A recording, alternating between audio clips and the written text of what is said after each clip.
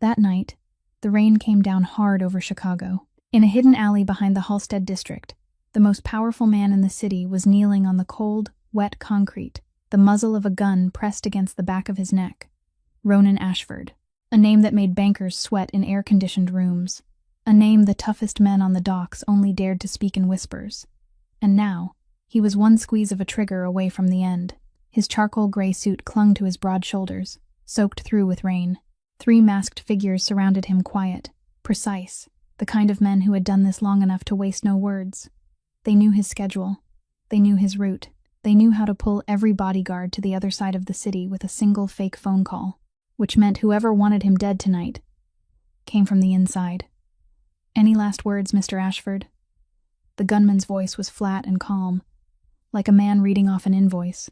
Ronan stared down at the puddle before him, where the red neon light blurred and trembled in the rain. More than 20 years building an empire only to end in an alley that smelled of wet garbage. A quiet laugh escaped him. Fate certainly knew how to pick its places. Then, from the dark corner of the alley, came a sound. Not a police siren, not the sound of rescue. It was the sound of a cardboard sheet being pushed aside. From a pile of discarded boxes, the 3 killers had walked past without a second glance. A woman slowly rose to her feet, brushing off the sleeves of a worn moss-green coat. Rain-soaked brown hair clung to her cheeks. She looked at the 3 gun barrels with calm, ash-gray eyes, as if all she saw were 3 puddles of rainwater. "You're making noise where I sleep." The nearest man let out a laugh and swung his gun toward her. It was the last thing he would ever manage to do that night. A few breaths. No more. By the time the neon light flickered for the 3rd time, all 3 masked men lay motionless on the concrete. Their guns scattered into the gutter, and the woman was already walking back to her corner, pulling her cardboard sheet into place, as if she had simply gotten up to shoo away a stray cat. Nothing more. Ronan Ashford stayed exactly where he knelt, rainwater running down the bridge of his nose. For the first time in all those years, the man could not find a single word. The boss who made all of Chicago bow its head had just been saved by a homeless woman this city had never once truly seen, though she had been there all along, every night, right before everyone's eyes. He didn't know her name. He didn't know why every record of her was blank, as if she had never existed in this world at all. And he could not yet know that the woman sleeping behind those cardboard boxes would be the reason his entire world would come crashing down, brick by brick, and then be rebuilt in a way he had never dared to dream. But that night, in the pouring Chicago rain, he knew only one thing. He owed her his life, and Ronan Ashford never forgot a debt. If this story touched your heart, please leave a like, share it with someone you love, and subscribe to our channel so you never miss the stories yet to come. The next morning, the rain from the night before remained only in scattered puddles along the harbor, but deep inside the wine cellar beneath the old row of warehouses, the air was colder than the rainy night itself. Ronan Ashford sat at the head of the long oak table, the charcoal suit he had changed into still sharply pressed, and around his wrist was an old mechanical watch, the only thing he wore that wasn't expensive, and the only thing he had never taken off in front of another person. Before him stood a middle-aged man named Ferris, his knees trembling so violently that everyone could hear the fabric of his trousers rubbing together. Ferris had managed the accounts for the Southern Warehouse District for 8 years, and throughout those 8 years, he had quietly siphoned away a portion of the shipment money, a little at a time, the petty theft of a man who believed no one would bother counting numbers that small. But in the Ashford organization, every number was counted. The cellar was so silent that they could hear water dripping from an old pipe somewhere in the darkness. More than 24 men stood along the walls on either side, all of them hardened faces from the harbor, yet not one dared to breathe too loudly. They were waiting for a gunshot.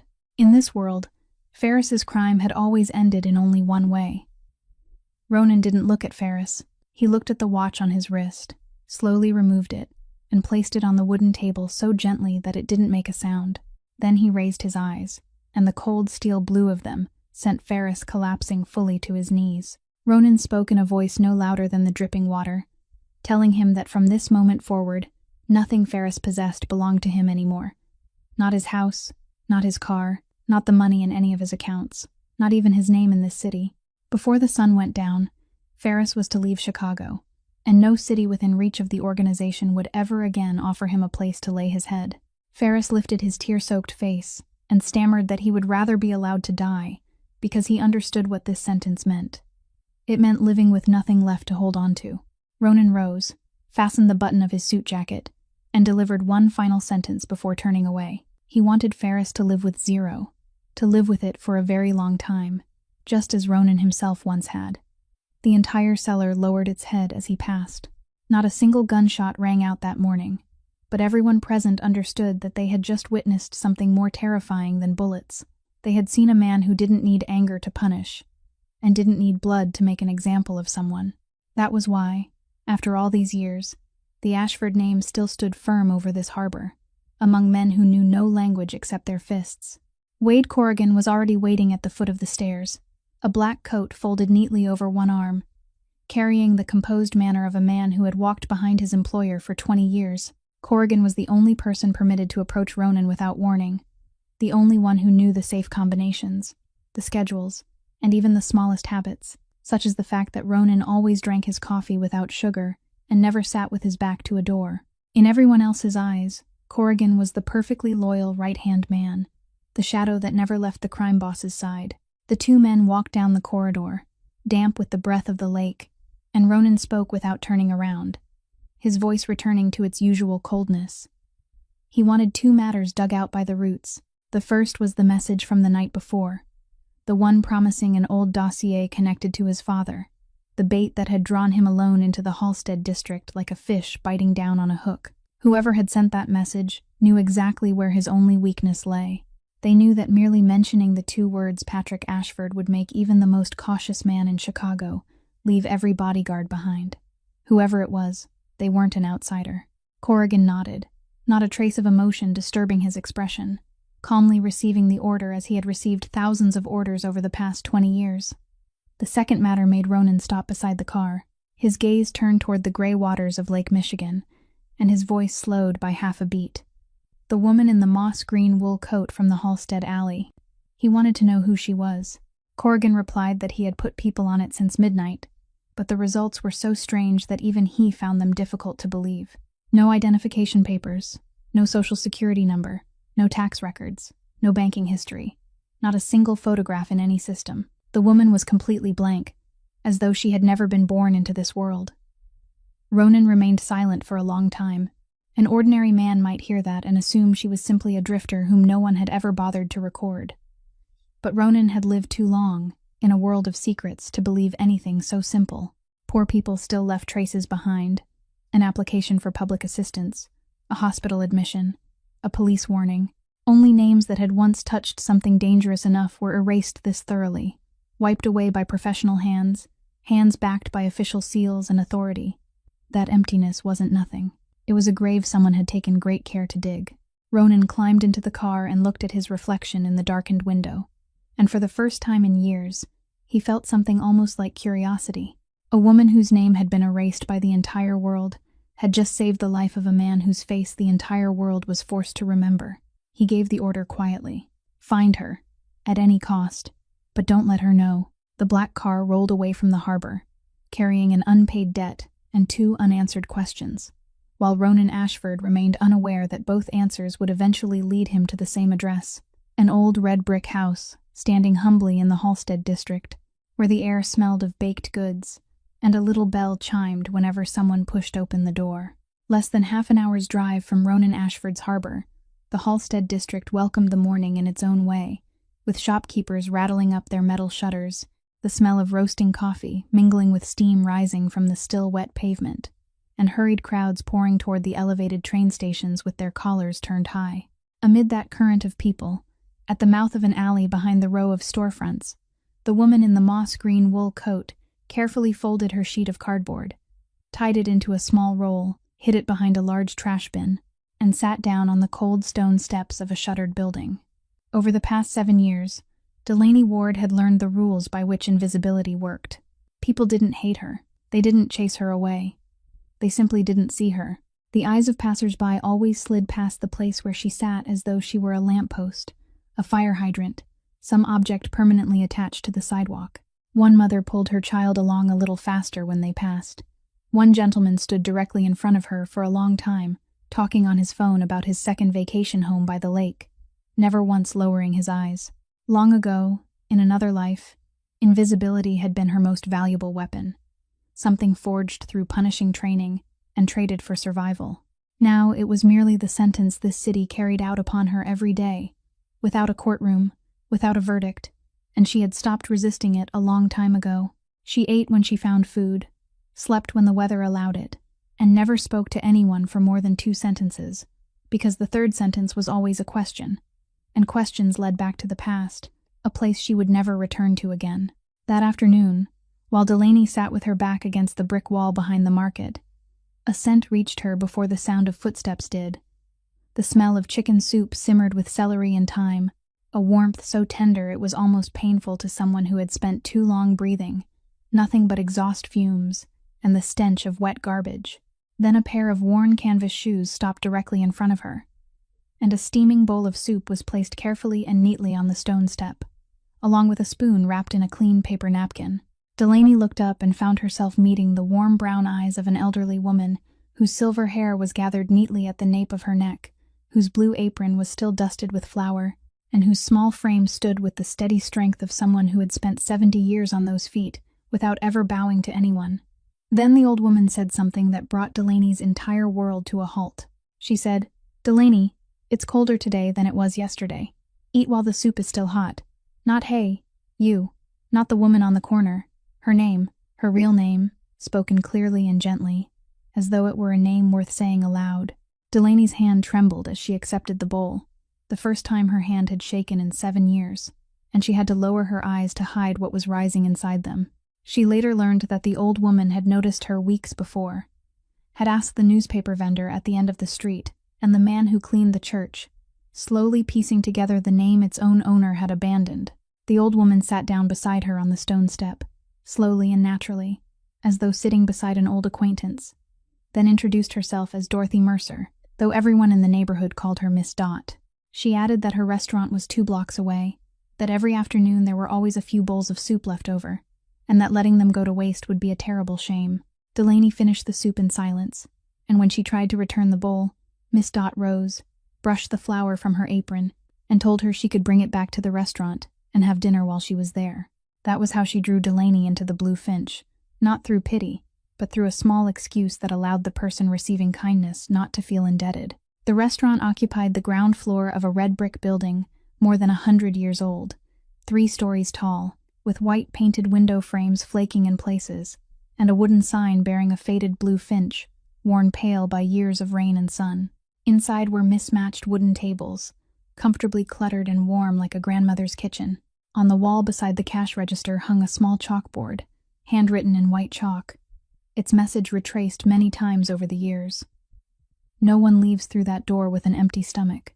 That evening, when Delaney hesitantly asked why she would do such a thing for a stranger, why she had gone to the trouble of learning the name of someone who lived behind a trash bin, Miss Dot stopped polishing the glass in her hands, looked at her through the steam rising from the sink, and answered in the voice of someone who had spent a lifetime thinking about such things.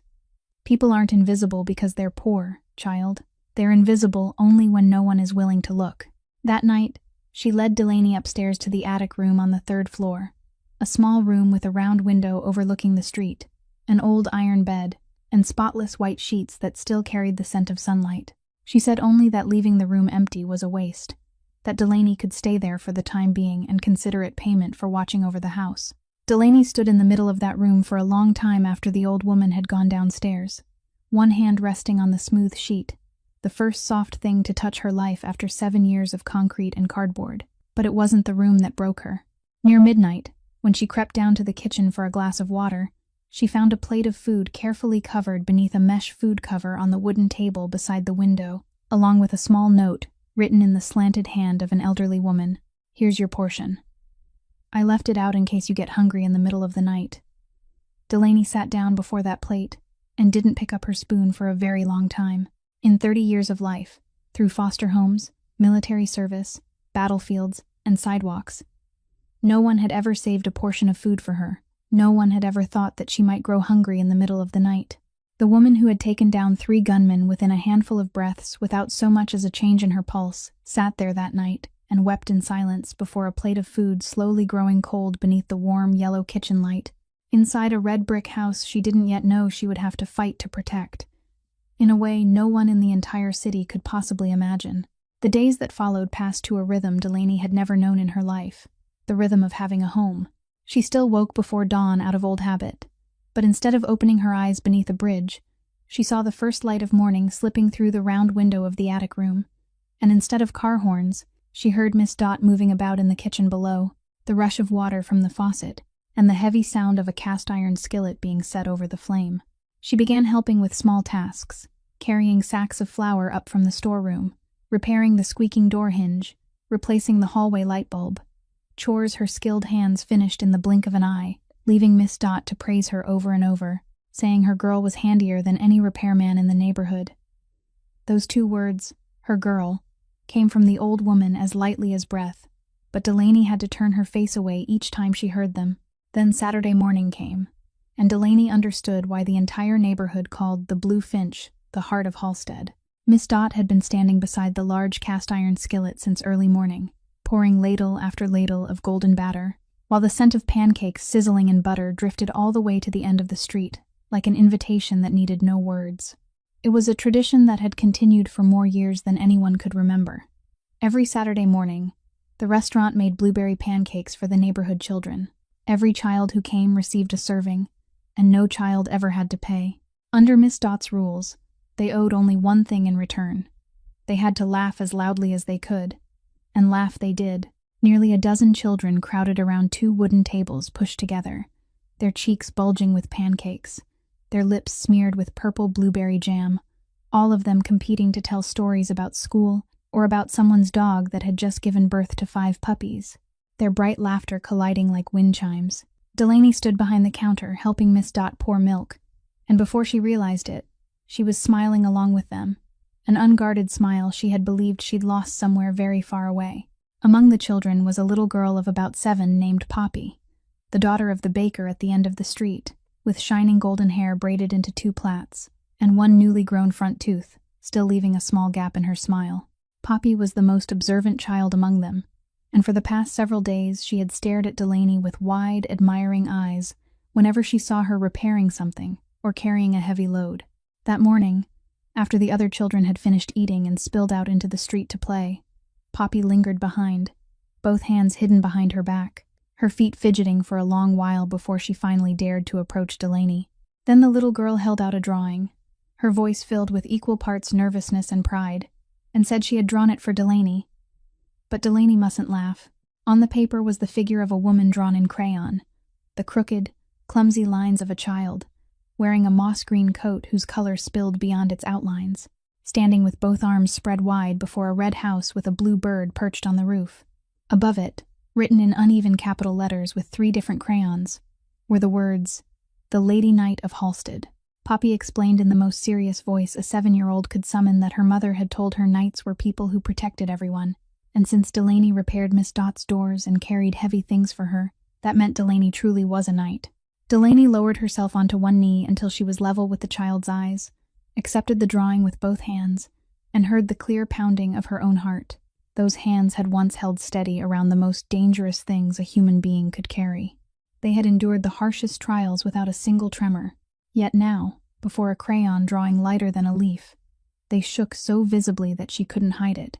She thanked the little girl, her voice growing hoarse, and Poppy broke into a wide grin that showed the gap in her front teeth before racing outside to join her friends. That evening, Delaney taped the drawing to the wall beside the round window in the attic room, carefully smoothing every corner as though she were hanging a medal, because to her, that was exactly what it was.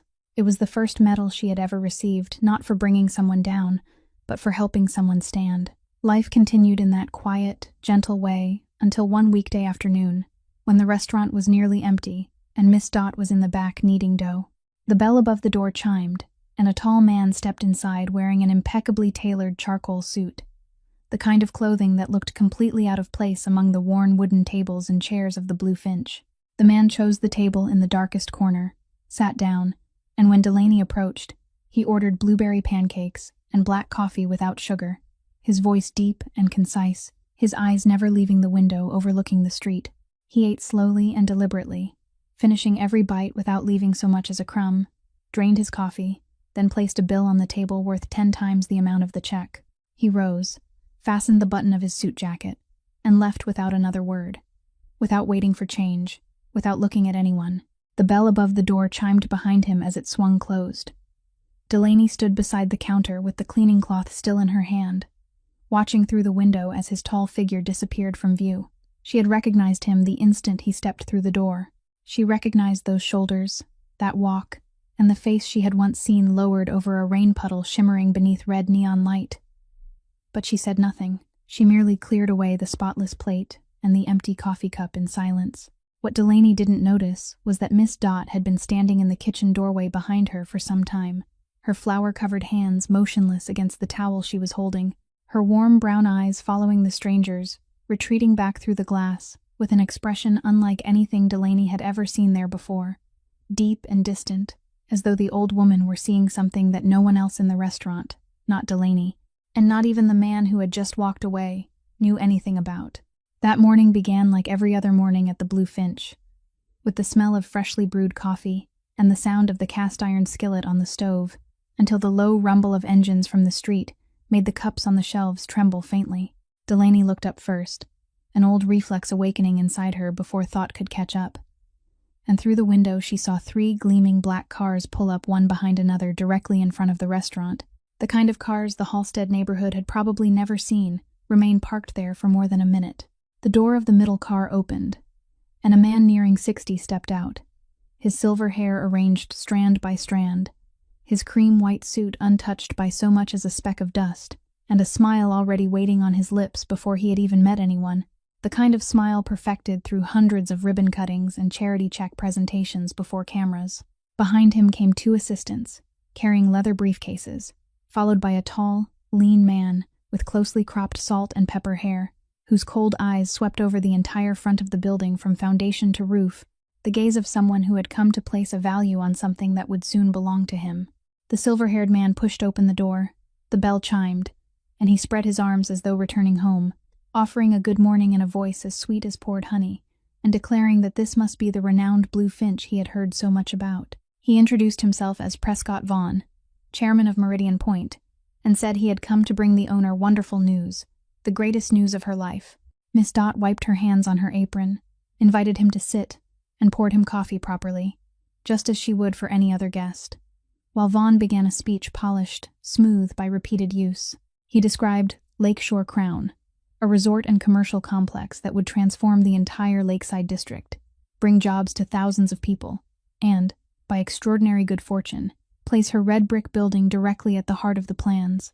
Then he lowered his voice as though preparing to bestow a favor, and said Meridian Point was willing to pay 3 times the market value in cash, handle every document from beginning to end, and include a luxury apartment overlooking the lake within the development itself, owned by her for life, so she could spend her later years in the comfort she deserved. One of the 2 assistants opened a briefcase and placed a thick stack of documents on the table, with a gold-plated pen arranged neatly on top. The restaurant fell silent. Miss Dot looked at the documents, then at Prescott Vaughn, and slowly pushed his coffee cup toward him, as though reminding him to drink before it grew cold. In the calm voice of someone who had lived long enough to stop fearing beautiful suits, she thanked him for coming all the way there, but suggested that whoever had drawn his map should draw it again, because they had placed their heart in the wrong location. Vaughn's smile stiffened for half a second, then softened at once. He leaned forward and told her to think about it, that the figure was negotiable, and that everything in this world had a price. That was when Miss Dot rose. She didn't raise her voice or change her expression. She merely placed one wrinkled hand on the wooden tabletop worn smooth by years of cleaning, and spoke each word with perfect clarity. My husband built every step of this staircase with his own 2 hands. As long as I'm still breathing, this place has no price. Delaney stood behind the counter without saying a word, but her ash-gray eyes had settled on the salt and pepper-haired man who had remained beside the door the entire time, the only member of the group who hadn't looked at Miss Dot even once, but had studied the locks, the entrances, the exits, and the wooden beams across the ceiling. Their eyes met for a single moment, and each recognized something in the other that no one else in the room could see, the unmistakable presence of a professional. Prescott Vaughn gathered up the documents, his smile still fixed in place, and said he admired determined women, that he would return on a day with better weather. Then the entire group departed beneath the chime of the doorbell. But inside the dark windowed black car as it rolled away from Halstead, the smile fell from his face like an expired mask. Prescott Vaughn leaned back against the leather seat, his jaw clenched tight, and his true face emerged, the face of a man drowning inside his own empire. The entire city saw Meridian Point as a golden tower, but only he knew that the tower was hollow all the way down to its foundations. Investors' money had vanished into stalled projects, and hanging over everything was an enormous loan from an anonymous creditor hidden in the shadows. A debt large enough to drag him and everything bearing the Vaughn name beneath the surface, if Lakeshore Crown didn't break ground before summer. The Halstead district was his final card, and a 70-year-old woman with a pancake restaurant stood between him and survival. Vaughn looked toward the salt and pepper-haired man seated across from him, the man who had remained silent from the beginning, and spoke only 2 words in a voice as dry as gravel. "Clear it." Gage Hollis gave a slight nod and asked no questions, because in more than 20 years of doing this nameless kind of work, he had never needed anyone to explain what those 2 words meant. Back at the Blue Finch that evening, after the customers had gone and the door had been bolted, Miss Dot asked Delaney to sit with her at the table beside the window. She went upstairs for a while, then returned holding a small object wrapped in a yellowed handkerchief. When she unfolded the cloth, an old folding knife lay inside, its walnut handle polished to a deep brown shine by years of use, with 2 initials carved into it in lines that were clumsy but painstakingly careful. She said it had belonged to her husband, that he had carved the handle when they were newly married, carried it everywhere, and used it to peel apples for her for 40 years. She placed the knife in Delaney's palm, closed the younger woman's fingers around the wooden handle still warm from the handkerchief, and said she was old now, and keeping it only meant leaving it in a drawer. Delaney should have it, to peel apples, and to remember that she had a home to come back to. Delaney looked down at the knife resting in her hand, feeling the grain of the walnut against her palm like a heartbeat, and she nodded without finding the words to speak, because she didn't yet know that before much longer, this gift meant for peeling apples would follow her into a night the entire Halstead district would never forget. That night, the Halstead district fell asleep earlier than usual. A cold wind blowing in from the lake drove the shops to close ahead of time, and by midnight, the entire row of streets lay deserted, without a single person in sight. Every light in every house had gone dark, leaving only the street lamp at the mouth of the alley to cast its pale yellow glow across a road no one traveled. The Blue Finch had been bolted shut for hours. Miss Dot slept soundly in her small room on the 2nd floor after a long day at the stove, while Delaney lay in the attic, sleeping as she had throughout the past 7 years. The way a person slept after living in places where surrendering fully to sleep could cost a life. Half of her was always awake, so when the faint scrape of metal prying at the back door rose from the ground floor, soft enough to disappear beneath the wind, her ash-gray eyes opened in the darkness. She remained still for several breaths, counting footsteps. 2 men, one heavy, one light. They moved around the storeroom toward the corner of the kitchen, where the gas line ran. Delaney left the bed without making a sound, glided down the stairs with steps trained not to wake even a rotting floorboard, and stopped behind the kitchen doorway. In the dim light spilling in from the street lamp, 2 dark figures crouched beside the pipe. The larger man held a flashlight with half its beam covered by his palm, while the thinner one worked a tool against the pipe fitting. Their whispered exchange reached her clearly, every word of it. All they had to do was loosen the connection enough for the gas to leak slowly. Near dawn, when the old woman lit the stove, everything would look like an accident caused by a crumbling old building. No one would ask questions. Something cold awakened inside Delaney's chest, something she had kept buried for 7 years, because these men hadn't come to steal. They had come to arrange the death of the elderly woman who had given her the first home she had ever known. The kettle Miss Dot had left on the stove the night before still held a trace of warmth, and everything was over before that warmth had time to fade. Delaney stepped into the darkness between the 2 kitchen shelves, and the thin man holding the tool never even understood whose hand had seized his wrist. She turned it in one clean motion, sending the tool falling, then caught it before it struck the floor and made a sound. One precise blow landed at exactly the right point, and his legs gave way beneath him as he collapsed like a sack of flour. The larger man spun around and swung the flashlight, but its beam swept across nothing except an empty stretch of kitchen, because the woman was already behind him. She pulled the cast-iron skillet from its hook and used it to block his frantic punch. Metal answered with a low, muffled clang, followed by a sweep of her leg that sent his heavy body sprawling across the tile floor. The large man scrambled to rise, and in the circle of streetlight shining through the window, he finally saw his opponent clearly. A slender woman stood upright in the center of the kitchen, the cast-iron skillet hanging loosely at her side, her face calm and untouched by fear. That calm frightened him more deeply than any blow could have. The large man, whom his companion had called Buck in their whispers moments earlier, decided in an instant that the money he had been promised wasn't worth remaining there for even one more second. He charged through the back door, raced across the yard, climbed over the fence, and ran as though the darkness itself were pursuing him. Delaney didn't follow. She still had one man on the floor to watch. The thin man named Odell lay groaning and clutching his shoulder, and with nothing more than a clothesline taken from a hook on the wall, she bound his hands behind his back with knots. No workman in the city would have known how to untie. Miss Dot woke with a start at the noise and turned on the stairway light with trembling hands. The police were called soon afterward, and 2 patrol officers took Odell away after filing a report for breaking and entering, while Delaney showed them every mark on the gas fitting he had begun to loosen. But the night wasn't over. Not long after the patrol car disappeared at the end of the street, a familiar black vehicle came to a sharp stop in front of the restaurant, and Ronan Ashford stepped inside looking unlike anything Delaney had ever seen before. His breathing hadn't fully settled, his hair was disordered by the wind, and the left sleeve of his shirt had been torn open in a long line, dark red blood seeping through it.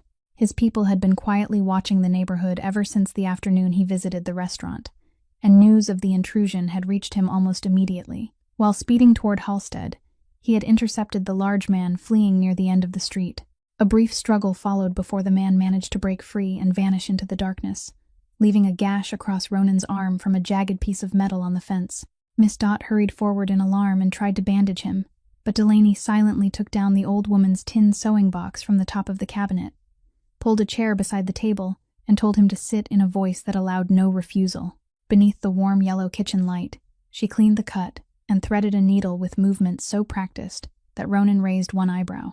Then she stitched the wound with neat, even, certain movements, her hands perfectly steady, the hands of someone who had done this many times in places where there were no hospitals. The kitchen remained silent for a long while, filled only by the sound of thread passing through flesh and the ticking of the old clock on the wall, until Ronan spoke in a deep, low voice and asked the question he had carried with him since that rainy night. She hadn't known who he was in that alley. She owed him nothing. 3 guns pointed at a stranger had nothing to do with her sleep, so why had she gotten up? Delaney didn't raise her head. Her hands continued moving steadily through each stitch, and after a silence so long that he thought she wouldn't answer, her voice rose softly through the kitchen. Because you were kneeling on the concrete, but your back was still straight. I once knew someone like that. She tied the final knot, neatly cut away the excess thread, and offered no further explanation. Ronan looked at the woman lowering her head as she gathered the needle and thread before him, while on the kitchen wall washed in yellow light behind them, their 2 shadows leaned toward each other and quietly merged into one, as though those shadows already knew something the 2 people who cast them still didn't dare give a name. If the night before had brought the darkness of men slipping in through the back door, the following morning brought a different kind of darkness, one that entered through the front door, wore a uniform, and carried an official seal. Miss Dot and Delaney had barely finished preparing the restaurant for customers when several police cars pulled up outside, and the first man to step out was broad-shouldered and thick-set, dressed in an immaculate police uniform, a gleaming captain's badge pinned to his chest, with the fleshy face of someone who had spent too many years behind a desk. Captain Walton Byrne of the district police station. The man who should have come that morning to update them on the case against Odell, who had been caught in the act the night before, instead began with news that left the restaurant deathly still. Odell had been released early that morning for lack of evidence. The report stated that he was merely a drunk who had wandered into the backyard by mistake. The partially loosened gas pipe fitting wasn't enough to charge anyone, because perhaps it had already been loose in an old, crumbling building like this one. Delaney stood behind the counter, her hands slowly tightening at her sides. She had seen the tool in his hand with her own eyes. She had heard them discussing how they would stage the scene with her own ears. Yet after only one night, the man who had come to murder an elderly woman had walked calmly out of the police station through the front door. But that was only the first half of the performance. Byrne removed a stack of papers bearing red official seals from his leather case and his voice took on a false air of solemn authority as he announced that the station had received an anonymous complaint regarding food sanitation and safety at the Bluefinch. Under regulations, he said, an inspection team was required to begin its work immediately. With a wave of his hand, he sent several officers straight into the kitchen and storeroom, as though they had memorized the layout of the building beforehand. The inspection moved with suspicious speed. Before anyone had finished a single cup of coffee, one of the officers called out from the cold storage room, and what they carried out were several packages of frozen meat without labels, buried deep at the bottom of the freezer, the kind of unregulated goods that were prohibited by law and that Miss Dot had never purchased in her life. For 40 years, she had bought only from familiar local suppliers, keeping every invoice carefully filed in a drawer. Miss Dot froze, then opened her ledger of receipts with trembling hands to prove it. But Byrne didn't even glance at a single line. He read aloud an order sealing the restaurant pending investigation, and 2 strips of yellow police tape were stretched across the entrance of the Bluefinch, before the stunned eyes of several neighbors who had gathered outside. The victim of the previous night's break-in had become the subject of an investigation before the morning was over, while the culprit walked freely through the streets. When Miss Dot was asked to come to the station to give a statement, the man who helped her toward the car was a young detective, with a gentle face and eyes that couldn't conceal the conflict inside him. His badge bore the name Micah Doyle. He supported the old woman carefully by the elbow, as though she were his own grandmother, and quietly reassured her that she had nothing to fear, that it was only a routine statement, and that as long as he was there, no one would be allowed to mistreat her. As he passed Delaney, who stood blocking the front step with fire in her eyes, the young detective paused for half a beat, pretended to bend down and straighten his trouser leg, and let a sentence escape through his teeth so softly that only one person could hear it. Not everyone wearing a uniform is blind. Then he walked away as though he had said nothing at all. Delaney stood motionless before the sealed restaurant, the 2 strips of yellow tape snapping in the wind like an insult, and she understood that this was no longer the work of a few petty criminals. This was a machine that knew how to use both official seals and crowbars, and it was grinding toward the red brick building from every direction. News reached the harbor before noon. Ronan Ashford listened to the report without striking the table or raising his voice. He merely stood beside the window for a long time, looking out over the gray lake, turning the mechanical watch around his wrist, then picked up the telephone and made a single call, brief and no more than 10 sentences long. The following morning, the bank simultaneously froze the release of funds for Meridian Point's 3 largest projects, and the city's financial world erupted like a disturbed beehive, though no one understood what had just happened. In his office on the highest floor of Meridian Tower, Prescott Vaughn read the notices from the banks over and over, and for the first time in years, someone saw the hand bearing his gold ring tremble as he lowered the papers onto the glass desk. In that moment, Vaughn finally assembled the picture he had never wanted to see.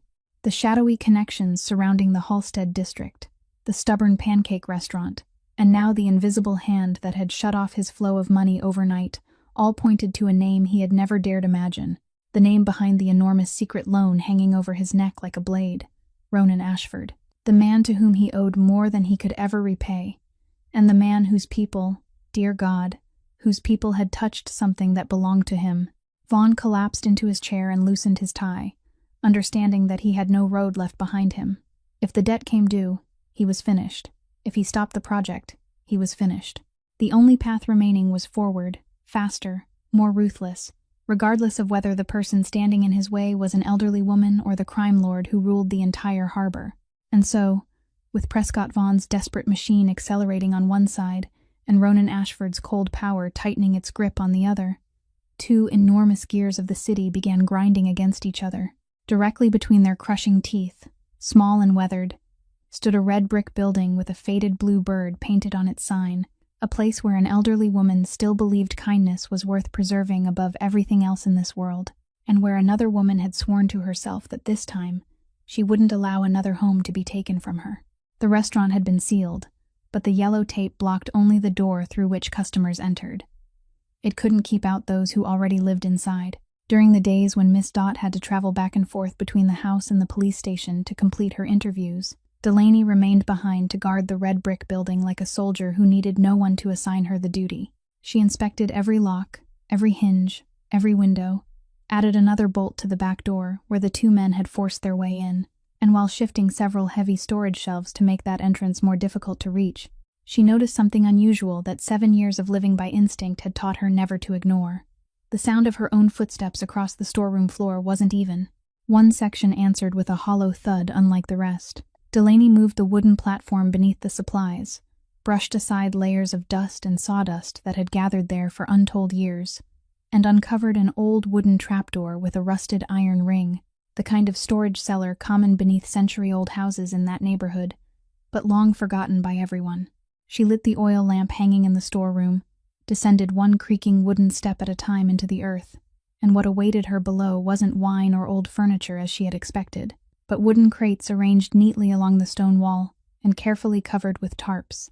Inside them were stacks of yellowed paper files, tightly bound with string and labeled in a neat man's handwriting, a hand she recognized immediately because it looked exactly like the carved letters on the walnut handle of the knife resting in her coat pocket.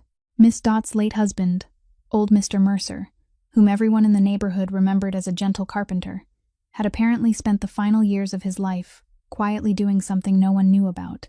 He had gathered and preserved evidence for families from the old harbor district, names Delaney had never heard before, though their fates emerged from the pages with a horrifying sameness. An auto repair shop burned to the ground during the night, and the official report blamed an electrical fault even though the owner insisted the entire system had just been replaced. A grocery store was found by inspectors to contain prohibited goods that the owner swore he had never purchased. One family received threatening letters for months before finally surrendering and selling their home for almost nothing. And every one of those properties, Delaney felt a chill as she traced the maps Mr. Mercer had drawn by hand, had eventually fallen into the possession of companies whose trails all converged upon a corporation that had preceded Meridian Point. More painful than anything were the formal complaints. Mr. Mercer had helped those families write them and had properly submitted them to the district police station, saving every receipt. But beside each receipt was a trembling note in his fading ink. Complaint lost. No one called back. File missing. And in the corner of those yellowed receipts, repeated year after year, was the same signature of the officer who had accepted them. A hurried scrawl that still clearly spelled the name Walton Byrne, likely only a young officer then, the same man who had walked proudly into the restaurant the previous morning with a captain's badge on his chest. Delaney sat motionless in the cellar, surrounded by hundreds of lives crushed beneath a machine and quietly preserved by an elderly carpenter, as though he were tending graves without headstones. When she lifted the final stack of documents from the bottom of the crate in the deepest corner, the oil lamp illuminated a file wrapped separately in oilcloth and tied more securely than all the others, as though Mr. Mercer had known it was the most dangerous thing there. On its brown, aging label, only 2 words had been written with careful precision. Patrick Ashford. During those same days, on the other side of the city, another excavation was taking place in silence. Ronan Ashford had understood that a person whose name had been erased couldn't be found through ordinary channels, so he turned to the black market whose entrance only men like him knew how to locate, a place where secrets buried by powerful institutions were bought and sold at ruinous prices, and he paid without blinking. What returned after several days of waiting was only a thin envelope, but the pages inside left a man who seemed beyond the reach of surprise, sitting completely still at his desk for a very long time. The woman in the moss-green coat had once possessed a name in the military, along with a call sign spoken with wary respect among the most elite units. Silent Shadow. She had been a special reconnaissance operative with a record of hostage rescues described in language so dry and official that it still couldn't conceal how extraordinary she had been. A woman who had never failed a mission until the last one. A mission that, according to the few surviving lines, had ended in a tragedy placed entirely upon her shoulders. Her closest comrade hadn't returned. Every piece of evidence pointed toward her with a perfection suspicious in itself. There had been no public court-martial, no recorded defense, only an order of discharge and a directive erasing her entire identity, carried out immediately and cleanly, as though someone were removing a line written by mistake.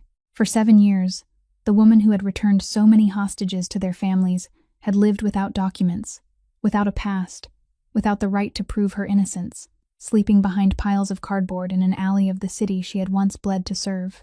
Ronan turned to the final page, where a faded copy of the original erasure order remained, and his gaze rested for a long time on the approving signature at the bottom. a name accompanied by a military rank he had never heard before, but committed to memory in that very instant. Colonel Harlan Voss. He didn't yet know that this name would return, just as Delaney, standing in the cellar beneath the house, didn't know that the oilcloth-wrapped file in her hands bore the family name of the man whose wound she had just stitched. Two people at opposite ends of the city had each touched one half of the same truth, and those two halves were slowly moving toward each other like underground currents, waiting only for the day they would meet and wash away everything that had been built upon lies.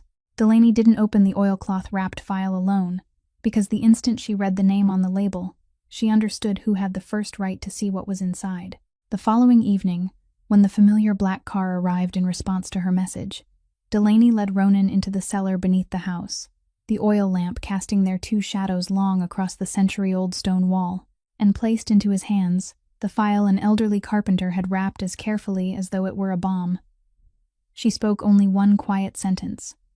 "You should be the one to open it." Ronan looked at the two words Patrick Ashford on the yellowed label, and the fingers that had signed contracts worth trillions paused at the knot in the string. Inside were pages that carried him back more than 20 years to the harbor, back to the father he had spent half his life trying to forget. In those days, Patrick Ashford had been nothing more than a ship repairman with gifted hands and a back that refused to bend for anyone, a man beloved throughout the harbor because he sometimes repaired poor fishermen's boats for no payment beyond a catch of fish. Then the fires began. One workshop after another, one warehouse after another along the old harbor district, turned to ash on windy nights. Every official report reached the same conclusion: electrical failure, misfortune, fate, and the half-burned properties quietly changed hands. Patrick was the only man who stood up and said aloud what everyone else only dared to think. He went from house to house, knocked on every door, and stood in the middle of the fish market declaring that human hands were behind those fires, that someone was swallowing the small families of the harbor one by one. He wrote complaints, rallied neighbors, and even stepped in front of officials' cars to force documents into their hands. And how had the city answered him? The pages in the file gave the answer. People began calling him the mad ship repairman. Those who had once nodded while listening to him gradually avoided him for fear of becoming involved. Every complaint he submitted disappeared into silence.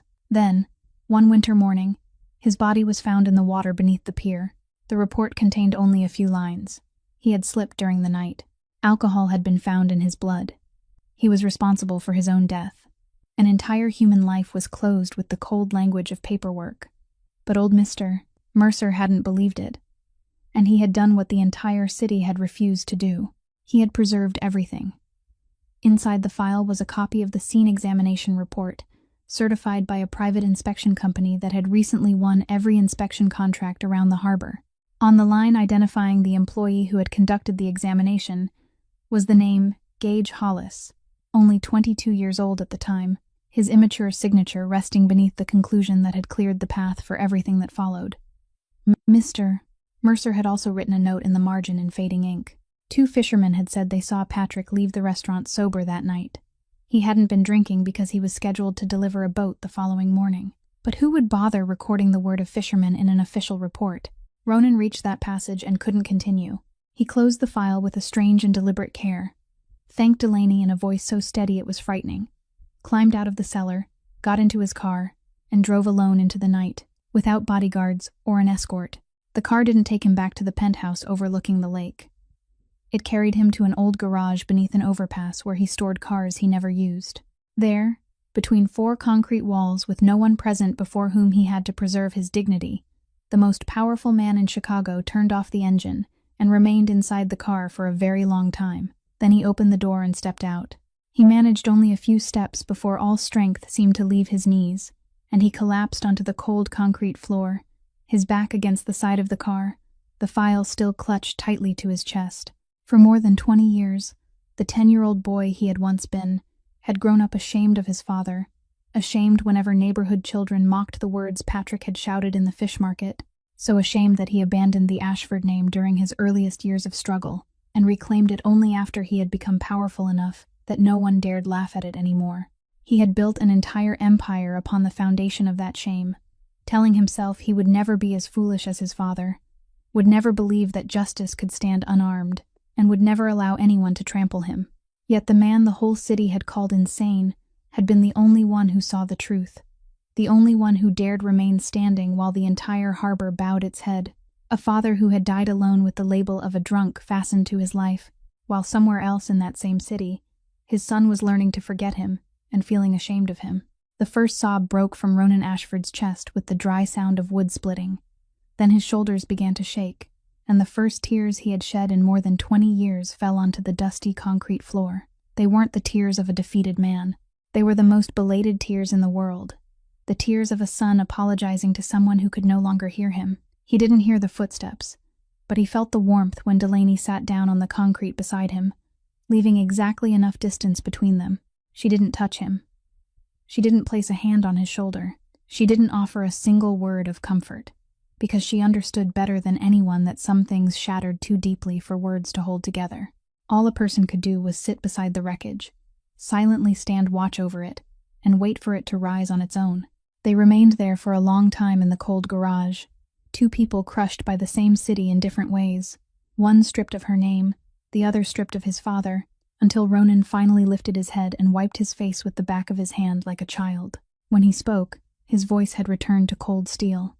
He thanked her, then said that now he had several old debts to repay, debts that had gone uncollected for more than 20 years.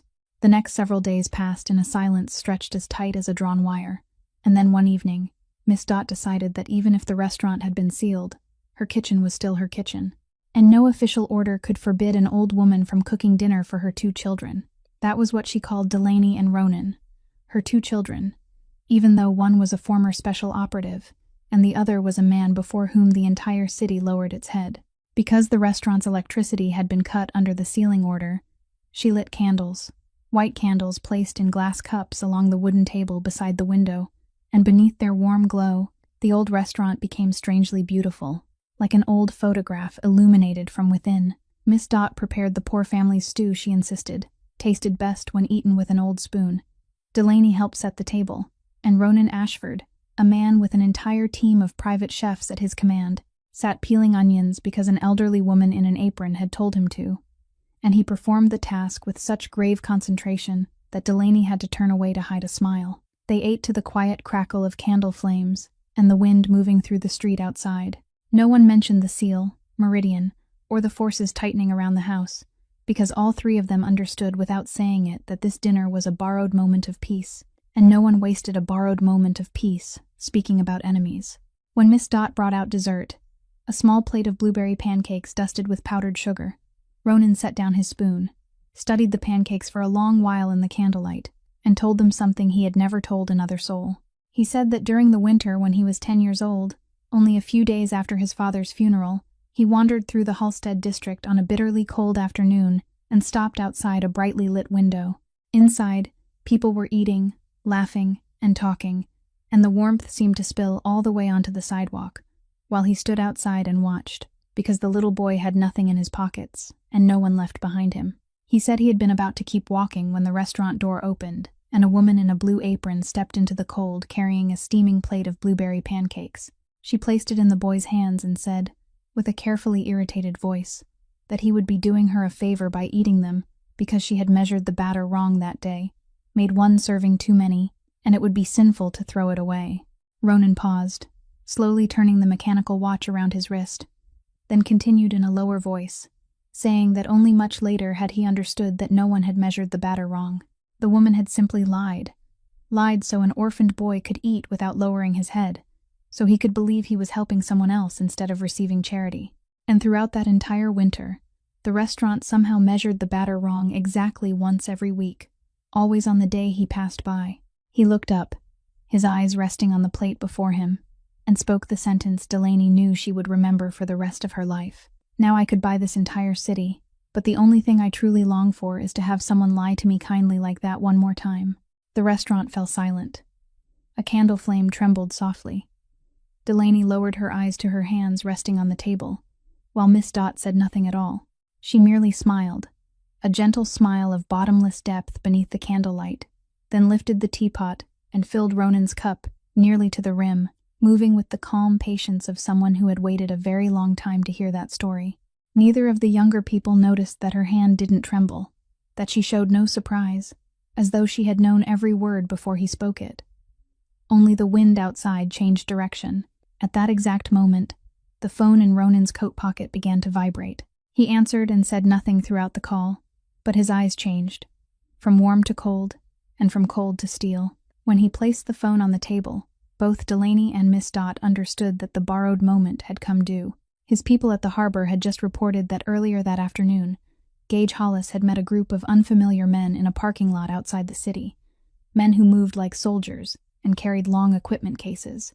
They came from a private security company, whose name made Ronan pause for half a heartbeat, a company owned by Harlan Voss. Every sign pointed in the same direction, toward the same address, toward this red brick house.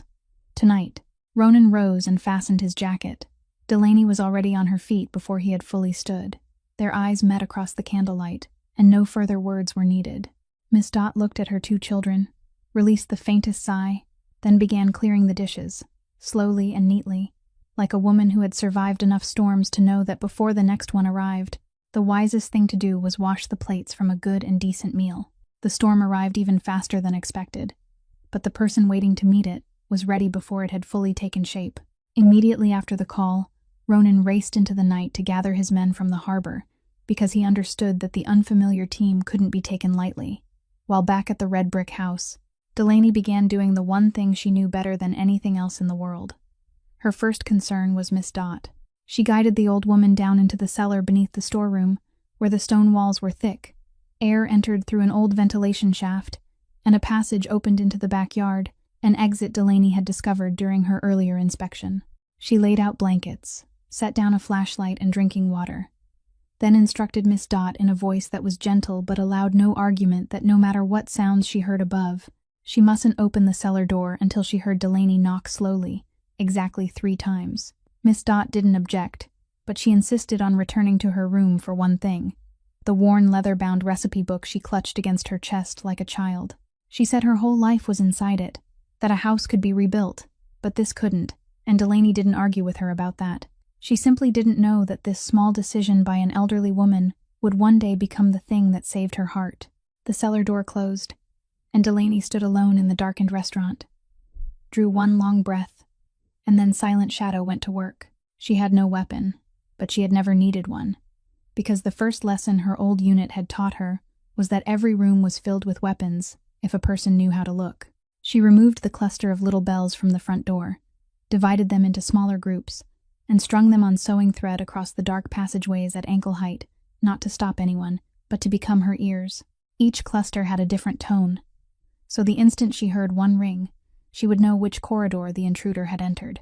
She cut down the clothesline from the yard, doubled and braided it, then stretched it across the bend in the staircase at shin level, creating trip lines no ordinary eye could see in the darkness. She scattered a layer of flour as thin as mist across every threshold, the oldest alarm in the world. Anyone who crossed it would leave a trail and carry that trail with them. She shut off the main electrical breaker completely, surrendering the whole house to darkness, because darkness was her home ground. The cast-iron skillet, broom handles, glass bottles, kettle, and every harmless object from a quiet little restaurant were placed where only she understood their purpose. When everything was ready, Delaney stepped backward into the darkness between 2 kitchen cabinets, slowed her breathing, and waited. Outside, the neighborhood had long since fallen asleep. Every home was dark and locked, the street completely empty, with only the wind and the street lamp at the end of the alley remaining. It was within that absolute stillness that the shadows began to appear, spreading out from 2 vans parked some distance away, moving along the darkest edges of the walls in a disciplined formation. 6 men divided into 3 teams, one approaching the back door, one the side window, and one holding position at the front. All of them wore night vision goggles, and moved like men who had carried out the same kind of work together in many places across the world. The first man entered through the back door. He picked the lock with a softness, almost like a lullaby, slipped into the storeroom, and on his 3rd step touched the invisible thread. A cluster of bells gave a faint chime from the far corner. He spun toward the sound by instinct, and that was exactly what Delaney wanted, because in the instant he turned away, the darkness behind him moved. One hand locked around his elbow. Precise pressure struck the side of his neck, and he went limp. She lowered him gently to the floor without a sound, removed his night vision goggles, and bound him tightly. The second man entered through the side window. He was more cautious, testing each step. But the flower along the threshold had recorded the print of his boot, and as he moved through the dark corridor, the doubled clothesline at the bend in the staircase swept across his shins and pitched him forward. Before he could reach the floor, a perfectly placed blow was already waiting. Another man fell silent, was dragged into a shadowed corner, tied securely, and placed beside his companion. In the headsets of the remaining men, the two entry teams went silent one after another, and that silence made them hesitate. Their professional discipline began to fracture into urgent whispers, calling for answers that never came. 2 more men were ordered to enter simultaneously from both directions and divide her attention. But dividing the attention of a shadow was like trying to punch through fog. One triggered the bell trap in the front corridor and was disabled where he stood. The other managed to retreat into the middle of the storeroom before a thread pulled the kettle from its tilted position atop a shelf, sending metal crashing loudly to the east. He swung his weapon toward the noise, and from the west, the darkness descended upon him, swift, exact, without a single unnecessary drop of blood, leaving only another body laid neatly on the floor. 4 men had fallen silent in less time than it took to finish a cup of tea. Across the street, hidden beneath the trees with the last 2 men, Gage Hollis lowered his binoculars, his cold expression unchanged. He had recognized the pattern. No gunshots meant no panic. The teams had lost contact in the exact order of their entry routes, which meant there was only one person inside, and that person controlled the darkness as though moving pieces across a board of her own design. Gage Hollis had survived more than 20 years in this profession precisely because he knew when not to continue playing on an opponent's board. Slowly, he raised his radio and ordered the remaining 2 men back to the vans. He told them to open the rear compartment and take out the plastic containers filled with shimmering liquid, then spoke in the same flat voice one might use to read a price list. If we can't get inside, burn it. But another storm was racing toward Halstead that night. Headlights swept in bright flashes across the end of the street as a black car leading 3 others braked hard beside the 2 vans. And the first man to step out was Ronan Ashford, the shoulders of his coat still speckled with the light rain that had begun falling along the way, followed by Wade Corrigan and the men from the harbor. The 2 men carrying Gage's plastic containers stopped in the middle of the street. One of them slowly took a step backward, then another, because in the underworld where they earned their living, some faces were passed from mouth to mouth more carefully than wanted posters, and the face of the man standing beneath the street lamp was at the very top of that list. No one needed to fire a gun. No one needed to shout an order. The mercenary who had worked across 3 continents set the container gently on the pavement, as though laying down an egg, raised both hands to shoulder height, and told his companion in a hoarse voice that every contract had an exclusion clause, and the name Ashford was the exclusion clause in every contract. No one could pay enough money to make facing that man worthwhile. Then he backed completely into the darkness and disappeared, and the man beside him dropped his load and fled after him. But Gage Hollis wasn't a mercenary. He was a man who had wagered his entire life on this gamble, and while every eye turned toward Ronan, his hand had already completed its work. A small flame fell onto the trail of liquid one of his men had managed to pour along the rear wall, and the fire raced forward like a blazing serpent, climbed the century-old wooden doorframe, caught the storeroom, and within only a few breaths, the entire back of the red brick house erupted into a vast red glow that illuminated the whole street. The Bluefinch was burning. Delaney rushed down into the storeroom before the first shout rose outside. Smoke was already rolling thickly around the cellar door. She knocked 3 times slowly, then couldn't bear to wait and tore the wooden hatch open.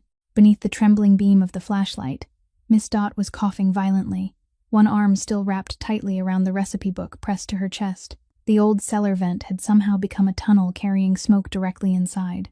Delaney lifted her over one shoulder, with the same movement she had once used to carry comrades away from battlefields, followed the passage leading into the backyard, kicked through the rotting wooden door, and broke through the smoke into the open yard, where the cold night air struck their lungs like water.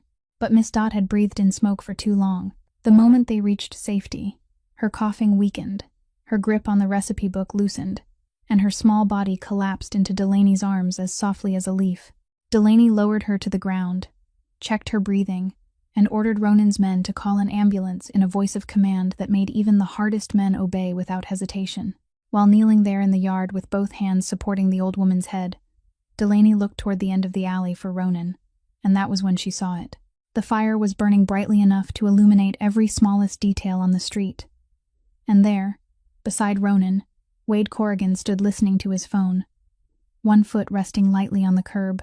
His trouser leg had risen just enough to reveal black leather shoes, whose laces were tied in a style unlike anyone else's, a tight double loop with the ends tucked inward in the manner of an old generation of paratroopers, the kind of insignificant detail a reconnaissance operative's mind had been trained to capture, without needing to understand it immediately. And that mind, here and now, amid smoke and fire, reached into its store of memories and pulled out an image from the rainy night in the alley. One of the three masked men had lain unconscious on the concrete, and the flashing red neon had illuminated his shoes. A tight double loop, the ends tucked inward, a match. Not merely similar, but identical down to every turn of the laces. The blood in Delaney's body turned cold.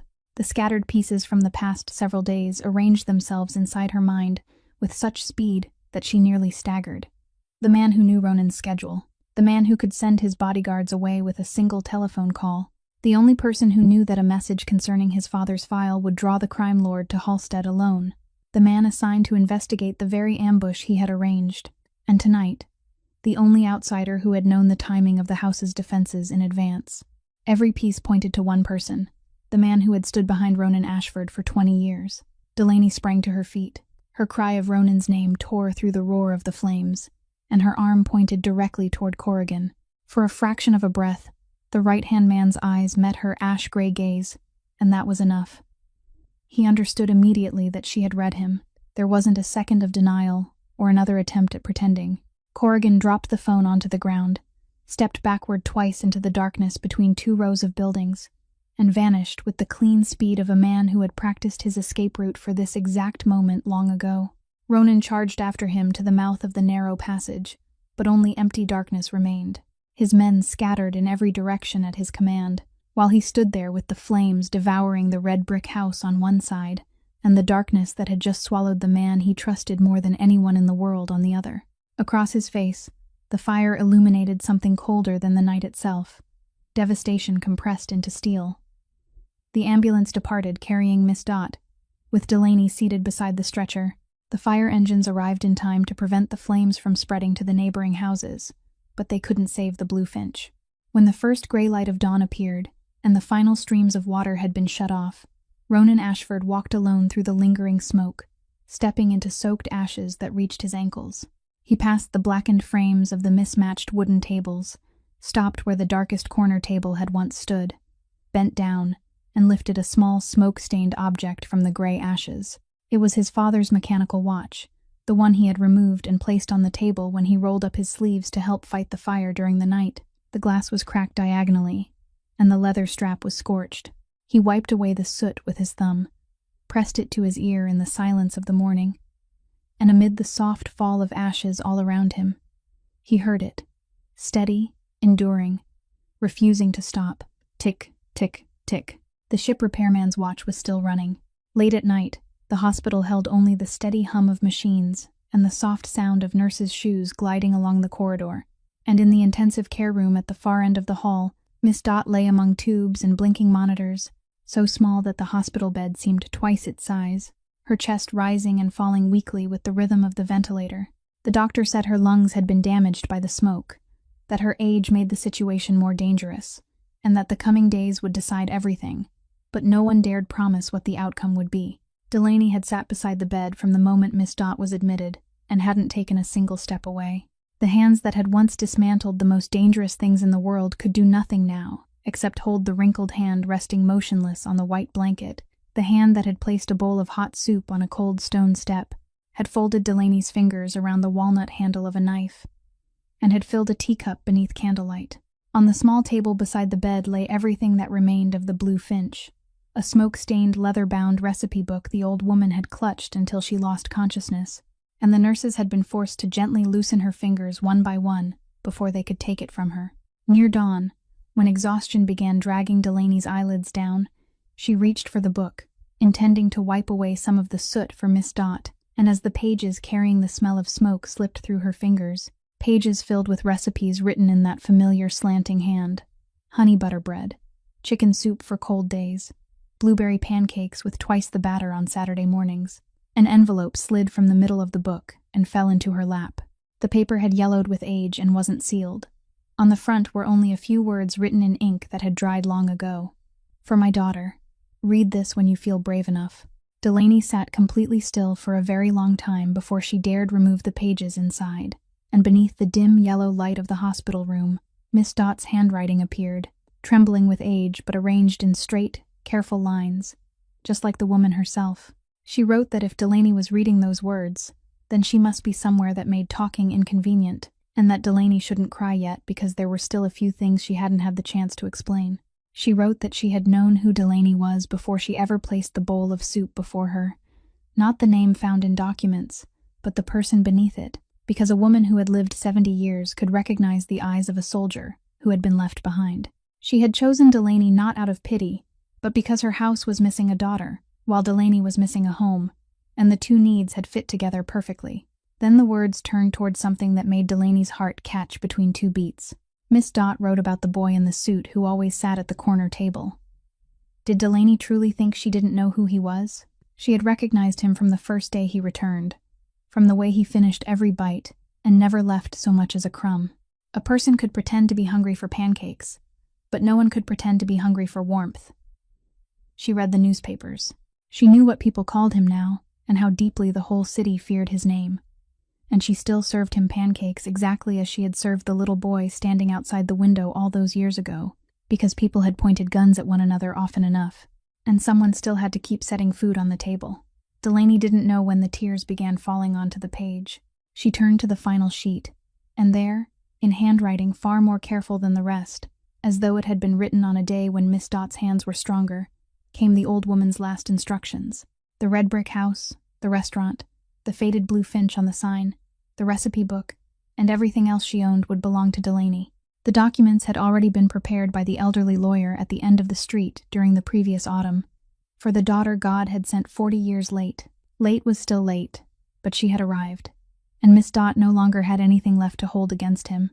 The woman who had stood without blinking before 3 gun barrels, the woman who had survived battlefields, betrayal, and 7 years on the sidewalk without breaking, collapsed against the edge of the hospital bed like a child. Her shoulders shook again and again, and the sobs she tried to hold back escaped without forming words. One hand still held the old woman's hand, while the other pressed the letter to her chest, because throughout all those days, she had believed she was the one protecting this home, never realizing that she had been the one the home had sheltered from the very beginning, the one who had been seen, called by name, and chosen as a daughter. Outside in the corridor, beyond the small glass window in the hospital room door, Ronan Ashford had been standing there for some time, still holding the coat he had meant to bring in for Delaney.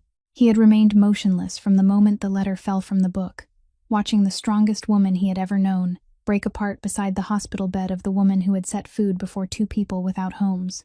For the second time in his life, after the rainy night in the alley, he couldn't find a single word to speak. His hand only tightened slowly around the coat, as though he needed something to hold on to in order to remain standing. He didn't enter the room that night. Instead, he pulled a chair in the hallway close to the glass window and sat down, keeping watch outside while Delaney kept watch within. And so, in the deepest hours of the hospital night, 2 people who had never truly known what it meant to have a family quietly divided the 2 ends of the same vigil, guarding the sleep of an elderly woman who had taught them both that somewhere in this world, there were still people who saved a portion of food and kept a name waiting for someone to come home and claim it. In the days that followed, their lives divided into 2 halves. By day, there was the hospital, where Miss Dott remained lost in a long coma. By night, there was the cellar beneath the blue finch, the only part of the house left untouched beneath the ashes, and the place where they kept the only weapon they had left, the truth. Before leaving the hospital room each evening, Delaney always paused to look at the blue apron someone on the nursing staff had washed clean and folded neatly on the chair beside the bed, waiting for the day its owner would wake and put it on again. It was that image, more than anything else, that kept her heart from growing cold during the long nights spent turning through the papers of the dead. Ronan had battery-powered lamps and a computer brought into the cellar, the computer containing every piece of financial information his organization had gathered on Meridian Point throughout the years it had been lending the company money, and together they began the most painstaking work of all. comparing every yellowed file old Mr. Mercer had preserved against every transfer of money, every legal entity, and every name in Ronan's records. With each passing night, the picture grew clearer. The properties swallowed around the harbor all those years ago had passed one by one through shell companies before being gathered under the corporation that preceded Meridian. The inspection company that had signed the report on Patrick Ashford's death was later purchased outright by Meridian and turned into an internal inspection division under Gage Hollis. And the manpower behind the dirty work carried out over 2 decades had come from a single provider, the private security company owned by retired Colonel Harlan Voss, the man who had signed the order erasing Delaney's identity years before. But the discovery that left the entire cellar silent was found inside the final wooden crate they opened, the one containing the Mercer family's private papers. There, Delaney found the last receipt old Mr. Mercer had received from the police station, dated the day he submitted a collective complaint on behalf of the entire harbor district, the thickest and most complete complaint he had ever prepared, bearing the familiar accepting signature of Officer Walton Byrne. Directly beneath that receipt lay a copy of Mr. Mercer's own death certificate, dated less than a month later. The cause was recorded in the brief, impersonal language of official paperwork, a fall down the stairs at the warehouse where he worked. No witnesses. Case closed. And on the line, naming the unit that had documented the scene, stood the unmistakable seal of the same inspection company that had signed the report on Patrick Ashford. Ronan read the paper 3 times, while Delaney sat perfectly still, because they had both understood something almost impossible to bear. The old carpenter hadn't died from age or misfortune, as the whole neighborhood had believed. He had been removed, cleanly and according to procedure, simply because he was the only person brave enough to gather the truth into one complete complaint. And for more than 20 years, Miss Dot had lived directly above the cellar that held the real reason her husband never came home, wiping the table he had built, preserving the knife he had carved, never once knowing the truth. Delaney closed her hand around the walnut-handled knife in her coat pocket, and inside that smoke-stained cellar, 3 names formed a single straight line running through 2 decades. Voss supplied the hands. Gage carried out the work and signed the papers. Vaughn took the land and the money. That machine had ground through Patrick Ashford, through old Mr. Mercer, and through Delaney's career and identity. 3 people at 3 different moments in time, united by one thing. Each of them had stood in its path. Ronan rose to his feet, and Delaney waited to hear the order that everyone in the underworld would have considered inevitable. Instead, he looked at his father's file for a long time and said something entirely different. His father had chosen the path of petitions and justice, and the entire city had called him insane. If Ronan now used the methods of darkness to bring this to an end, then the city would have been right about him. No, this time, they would do it the old man's way, with one important difference. This time, the truth wouldn't be left inside the drawer of any police station. It would be exposed in the most public and deafening place possible, where no one would have time to bury it. And what place could be more perfect than the gala Vaughn was urgently preparing to announce the groundbreaking of Lakeshore Crown, where he had personally invited the press, public officials, and investors from across the city to serve as his audience? The plan needed one final piece. Someone in uniform who was still clean. Someone who could legally receive every piece of evidence at the scene, where nothing could be exchanged, hidden, or lost like the complaints from years before. Delaney immediately remembered the young detective who had supported Miss Dot by the elbow as carefully as though she were his own grandmother. The following night, in a small coffee shop near the hospital, Micah Doyle listened to everything, examined every document, and remained silent for a long time before the papers spread across the table. Then he raised his eyes, and the young police officer who had once been forced to lower his head while carrying out the order sealing the restaurant spoke with the voice of a man finally lifting a stone that had weighed upon his chest for years.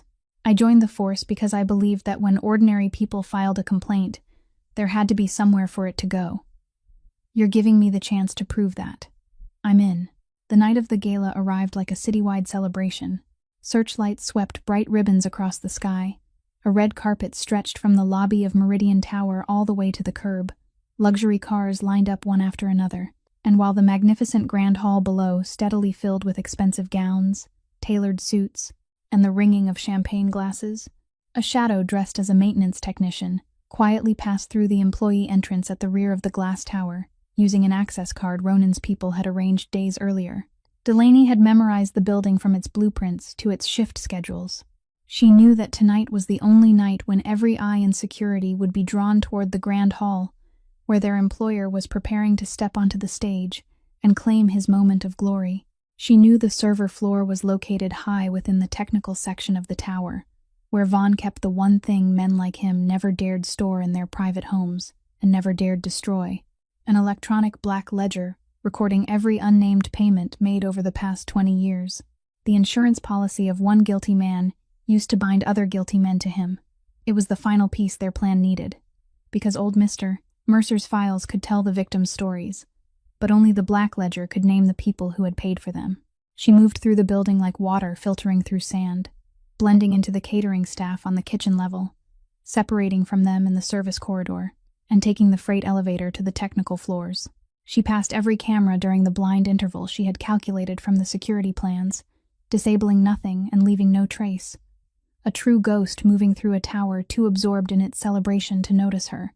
The door to the server floor opened after 3 movements on the keypad, the code already included in the intelligence Ronan had purchased. Inside, rows of server cabinets hummed steadily and released waves of cold air.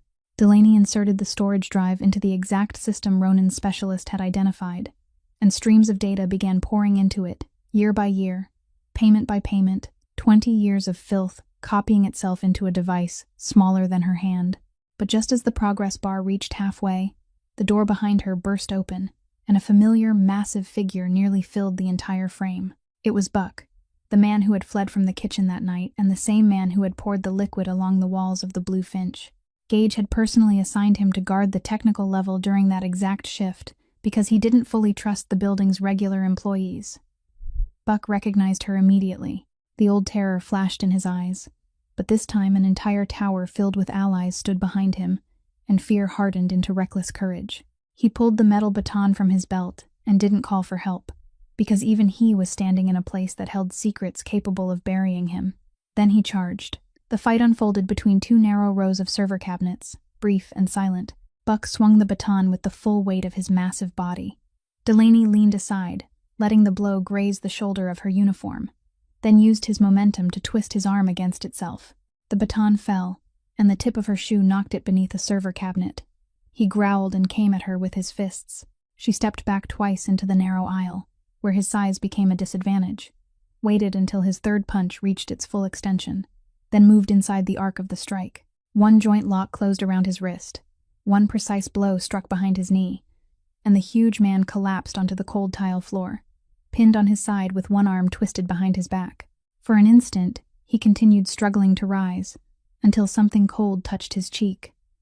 Buck glanced toward it and saw the small folding blade with the polished brown walnut handle. His body went rigid, and every trace of resistance dissolved like salt in water. Both hands opened flat against the floor in surrender. But the blade didn't move even an inch closer. It remained there only long enough for him to understand how thin the distance was between himself and the darkness, then withdrew. As Delaney tightened plastic restraints around his wrists and secured them to the base of a server cabinet, stuffing a piece of cloth into his mouth to silence him, she spoke in a voice of remarkable calm. The old man who carved his initials into this knife never used it to make anyone bleed. Neither will I. You'll stay here until the people carrying handcuffs arrive to finish their part. The progress bar reached the end. Delaney removed the storage drive, slipped it into the breast pocket of her technician's uniform, and had already traveled halfway down the corridor toward the emergency stairs when every one of her senses rose at once. At the far end of the hallway, a man had appeared between her and the exit. His silver hair was cut short in military fashion. His spine remained straight as a ruler despite his age, and his hands were clasped behind his back, in the stance she had seen thousands of times during her years of service. More than 7 years had passed, but when his voice came, every muscle in her body tightened. "Good evening, Silent Shadow. You still move as beautifully as the reports described." Colonel Harlan Voss had brought no soldiers with him. He had come alone, and that was more frightening than an entire squad. He looked her over from head to toe, with the gaze of a man evaluating an old asset, then spoke in the mild, generous tone of someone accustomed to granting favors. He knew what she carried in her pocket, and he had come to offer something she could have begged for on her knees 7 years earlier, and still not received. One signature from him, and the old case would be reopened. A military court would clear her name, her service record would be restored, her medals returned, and the name Delaney Ward would once again exist openly within every system in the country. People would see her again. In exchange, he asked only one thing: place the storage drive on the floor and forget the path to the grand hall tonight. The corridor fell silent, filled only by the humming of the servers behind her. Voss smiled because he had studied her psychological file. He knew how 7 years of invisibility could wear away a human being. He knew that her name was the deepest wound of someone who had been erased. But the woman before him merely tilted her head slightly, as though she had just heard a weak joke, and her answer fell one word at a time into the cold hallway. You took my name from me, but someone has already given me another one, and it was written in crayon. Voss hadn't yet understood what she meant when she moved. She didn't retreat toward the emergency stairs as he expected. She charged directly at him, forcing the elderly colonel to abandon his stance and raise his guard, and at the exact instant his weight shifted from one foot to the other, she changed direction with the clean precision of a blade, slipped through the narrow space between his shoulder and the doorway, and vanished into the stairwell. Behind her came the sharp turn of military shoes against tile, and an offer that would never be spoken again, because she no longer needed it. The justice he had tried to use as bait was already in the breast pocket of her uniform. Among the black ledger's 20 years of corrupt transactions were the payments for the operation that had destroyed her life. Her honor was returning, not as a favor granted by another person, but as the inevitable consequence of her decision to stand with the truth. At the same time, on the other side of the city, the second part of the plan was moving toward the old rail yard. Before leaving, Ronan had stopped at the hospital, standing silently for a while beside the glass window as he watched Miss Dot sleeping among the tubes and wires, then instructed the 2 men he trusted most, in a voice that allowed no mistakes, that from that moment until morning, no one except the doctors and nurses was to pass through that door. Guard her as though you were guarding your own lives. Then he got into the car alone and drove toward the place he had avoided for more than 20 years.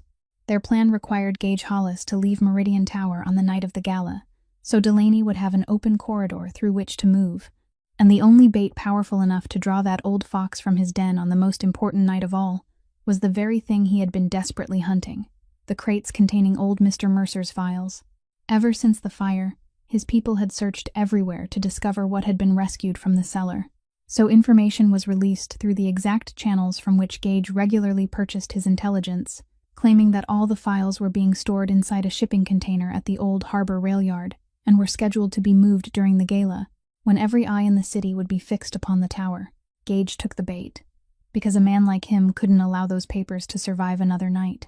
He arrived at the rail yard with 4 men, but Ronan's people were already waiting in the darkness, quietly separating and subduing each of them at 4 different corners of the yard.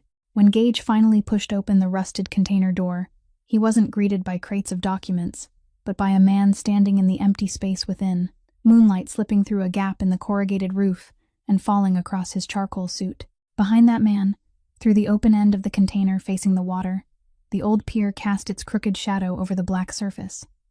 Gage immediately understood whose board he had stepped onto. He stood still for several breaths, then released a dry laugh, and said that of all places, Ronan had chosen the rail yard well. Ronan didn't answer. He removed his jacket, folded it, and placed it on a wooden crate, then took the watch with the cracked face from his wrist and set it carefully on top of the jacket, as though performing a ritual. Then he spoke the only sentence he would offer before everything began. More than 20 years ago, at the edge of that water, a ship repairman who didn't know how to fight was forced to face the man hired to deal with him all alone. Tonight, we do it again, except this time, the man standing here knows how to fight. Gage drew a short metal baton from his belt, and the fight erupted inside the narrow container before spilling into the moonlit yard, brutal and relentless, between 2 men raised in schools without blackboards. Gage attacked with the vicious precision and stubborn endurance of someone who had spent 20 years cleaning up other people's problems. Ronan absorbed the blows with instincts tempered during years when he had fought empty-handed for every street corner he claimed. The first strike of the baton grazed his temple. He blocked the second with his forearm and answered with a blow that sent Gage staggering into the metal wall. They fought through leaning stacks of wooden pallets, steel striking corrugated metal, their breathing heavy as furnace bellows. The cunning Gage threw a handful of rusted grit into his opponent's eyes, and nearly succeeded with the sweeping strike that followed. but Ronan rolled across the concrete and avoided it. When Gage charged forward to finish him, Ronan caught the first mistake in the exhausted man's footwork. One intercepting blow sent the baton flying from Gage's hand. A second drove him backward into the container wall. The third, compact, heavy, and exact, dropped Meridian's cleaner onto the concrete, where he braced himself on one hand, gasping, unable to stand again. Ronan picked up the baton and stood over him. Gage Hollis raised his bruised face, looked at him, then did the last thing a man like him could still do. He laughed, spat onto the floor, and provoked Ronan in a broken voice. Do it. Pull the trigger. Finish it. Become exactly what this world made you, so I can see that the ship repairman's son was only a better version of me after all. The entire rail yard fell silent, leaving only the sound of water striking the supports of the old pier. Ronan looked down at the man who had signed the report that buried his father, the man behind the papers that closed the life of old Mr. Mercer, the man who belonged to the same machine that had destroyed the youth of the woman now moving alone through the glass tower. 3 debts had gathered into the single face lying at his feet. His hand tightened around the baton until his knuckles turned white. Then, slowly and deliberately, he lowered it and let it fall against the concrete with a sharp metallic clatter. He bent down until he was level with Gage's eyes and spoke in a voice colder than the water beyond the pier. No, my father doesn't need you dead. My father needs you alive. Alive for a very long time, watching everything you built over 20 years collapse one piece at a time, while you wear handcuffs before the cameras of the same city that once called him insane. Ronan's men entered and bound Gage, preparing to hand him over along with the 4 men already restrained around the yard. At that moment, a figure stepped out of the darkness behind the row of containers, with both hands raised to shoulder height and no weapon, and the entire rail yard seemed to freeze, because the man was Wade Corrigan. He had anticipated this move and arrived ahead of them, not to rescue Gage, but to gamble on the final hand of his life. He stopped 10 steps from Ronan, lowered himself onto one knee on the concrete, and spoke. 20 years, young master. I've followed you since you were sleeping in warehouses. I'm asking for one chance, one explanation. I owed an old debt to Vaughn's people. They found it, and I had nowhere else to go. Let me make it right, at any cost. Ronan looked at the man who had first taught him how to tie a necktie, the man who had stood behind him through every war, and the same man who had betrayed him 3 times, with the false message, the alley, and the location of the red brick house. He remained silent so long that each movement of the water could be heard clearly. Then he gave a signal. One of his men brought 2 glasses and a bottle of liquor from the car.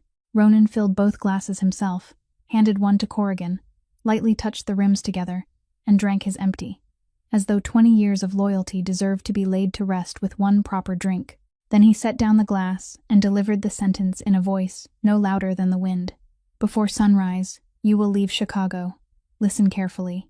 There isn't a city in this country, a harbor, a casino, or a market corner that will still have a place for you. I won't hunt you, but from tonight onward, the name Wade Corrigan no longer exists in our world. You will live. You will live a long time with nothing, somewhere no one knows who you once were. Corrigan bowed his head deeply, rose, and stepped backward 3 times in the old manner before daring to turn his back. As his figure was about to disappear into the darkness, Ronan's voice followed him with one final sentence, not angry, only carrying a strange and profound exhaustion. Do you know why you're still breathing? Because my father taught me never to kill the family dog. He taught me that when I was 8 years old, and tonight is the first time I've understood how difficult that lesson is to obey. Back at Meridian Tower, the gala was reaching the most dazzling moment of the night. The magnificent grand hall was packed with the most distinguished faces in the city. Reporters stood in long lines before the podium. The orchestra had just finished its final piece, and Prescott Vaughn stepped onto the stage amid thunderous applause, his cream-white suit without a single wrinkle, his charitable smile shining beneath the lights, completely unaware that his loyal cleaner was bound at the old rail yard and that his black ledger had already left the server floor. Vaughn spread his arms before the sea of people and declared in a grand voice that this was a historic night, that construction on Lakeshore Crown would officially begin, and that he was offering the city a jewel on the shore of the lake. Then he turned and personally pressed the button on the control pedestal to begin the promotional film on the enormous screen behind him. The screen came alive, but what appeared wasn't a vision of glittering towers created by computer graphics. What appeared were pages of documents, The first was a record of unnamed payments stretching across 20 years. Every line, every date, every figure, and in the column identifying the recipient, one name appeared again and again, causing a murmur to rise through the hall. Walton Byrne, accompanied by ranks that climbed steadily over the years like a second payroll. The next image showed inspection reports placed side by side, the fire at the auto repair shop, the prohibited goods discovered in the grocery store, the names of property owners following one another in a long procession, all bearing the same inspection seal and the same signature. Then came the hand-drawn map of an elderly carpenter, the marked properties converging one after another upon the name Meridian, displayed beside the Lakeshore Crown development map, hanging in that very hall, the boundaries matching perfectly down to the last line. The murmuring became gasps, and the gasps collapsed into stunned silence. Hundreds of phones rose to record the scene. Reporters pressed forward, while Prescott Vaughn stood petrified upon the stage, one finger still resting on the button, pressing it repeatedly in panic without changing the screen, because the presentation system had belonged to someone else before he ever tied his necktie that evening. The final page appeared slowly, a copy of a yellowed collective complaint, the careful handwriting of a carpenter, the receiving stamp of the district police station from more than 20 years earlier, and a sentence that grew larger until it filled the entire screen. This complaint was lost for 20 years. Tonight, it has reached the place where it belongs. Vaughn staggered backward from the podium, his frantic eyes searching the crowd for something to save him, and then he saw it. A middle-aged man in a gray suit, who had quietly appeared at the entrance to the Grand Hall, the representative of the Hidden Credit Council, the shadow creditors Vaughn had feared and depended upon his entire life. Vaughn nearly shoved his way through the crowd to reach him, crying out in a hoarse voice that they had arrived, that they had to listen, that this was slander, that construction could still begin, and that their money was still safe. The man in the gray suit looked at Vaughn with the expression one reserved for damaged merchandise, then slowly lifted his gaze toward the mezzanine, where a figure in a charcoal suit stood, leaning against the balcony railing and looking down. Before the entire breathless hall, the representative of the underworld inclined his head slightly toward Ronan Ashford, a brief and solemn gesture, the formal respect of that world offered to the man it had chosen. Then he turned and walked out of the grand hall without a word, leaving Prescott Vaughn standing alone upon the marble floor, one hand reaching helplessly into empty air. In that moment, every person in the hall understood something that required no explanation. Both the light and the darkness had abandoned him. Everything that followed happened with the speed of a flood that had been waiting behind a dam. Federal Bureau of Investigation agents entered the Grand Hall through 3 separate doors at once, led by expressionless officers carrying arrest warrants. Walking beside them in a perfectly arranged police uniform, a thick stack of files held against his chest, was Detective Micah Doyle, the man who had spent night after night with federal investigators, transforming every page from the cellar and every line of the black ledger into language the law couldn't ignore. Prescott Vaughn was handcuffed beneath his own podium and led across the Grand Hall through a forest of flashing cameras, past the magnificent Lakeshore Crown map, past rows of guests who had raised glasses with him only the night before, but now stepped away in unison, as though avoiding a filthy puddle. At the main entrance, Captain Walton Byrne, who had attended the gala wearing the finest police uniform he owned, was stopped at the threshold while attempting to slip outside. Before the cameras of reporters whom someone had carefully guided toward that exact corner, the captain's badge was removed from his chest by his own fellow officers. 20 years of betraying the complaints of ordinary people ended in a single gesture that lasted no longer than one breath. Not one bullet was fired that entire night. Not one drop of blood had to be spilled.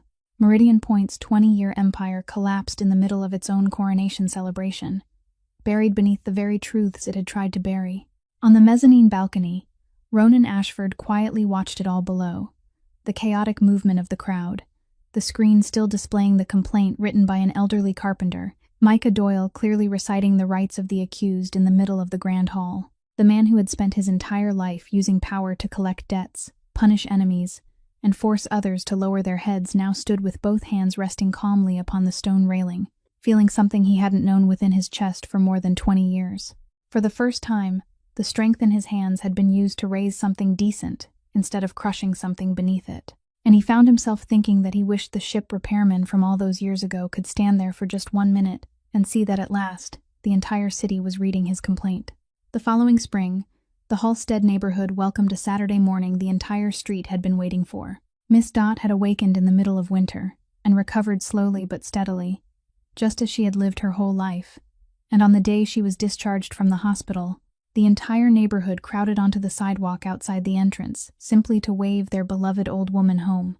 As for the red brick house, it had risen again from the ashes of its old foundation, every brick carefully laid by the finest craftsmen money could find to restore the building exactly as it had once stood. The blue finch had been freshly painted on the wooden sign, though the artist had skillfully preserved a trace of the fading left by time, and the upper floor of the house now carried a new name, engraved with dignity, upon a small brass plaque, Mercer Community Kitchen, where every day the homeless people of the city were invited inside to sit at tables covered with clean cloths, and were served where they sat like honored guests. No one had to stand in line holding a tray. No one had to lower their head, because the rule of this house had never changed. No one leaves through that door with an empty stomach.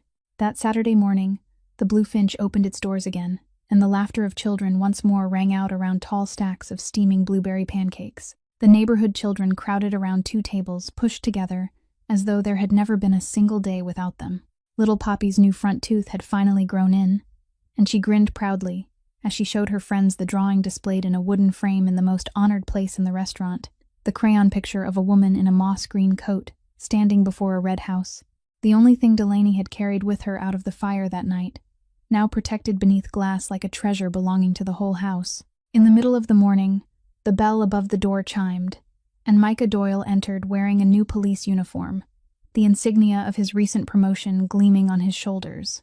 He had barely enough time to raise a hand in greeting before taking his familiar seat, where a plate of pancakes was already waiting for him, as though he were family.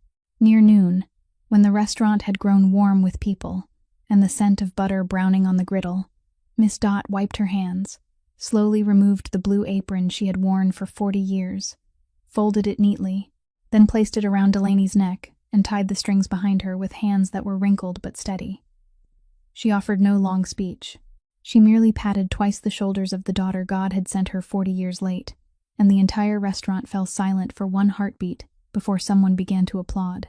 Then the bell above the door chimed again, and Ronan Ashford stepped inside without bodyguards or a line of cars, only a man wearing a simple sweater, whom the children had seen so often that they no longer bothered to look up. He walked directly to the counter, and with a slow gesture he seemed to have rehearsed in his mind for a very long time, he removed the mechanical watch with the cracked face from his wrist and placed it carefully upon the wooden counter, as though laying down an old life so both hands would be free to receive a new one. Delaney looked at the watch, still ticking with quiet endurance, then at the man standing before her. She turned toward the kitchen, and a moment later returned with a steaming plate of blueberry pancakes, placed it before him, gently pushed it in his direction, and said, "Help me eat these. I made one serving too many." And for the first time, before the eyes of the entire lively restaurant, the crime boss's smile reached his eyes.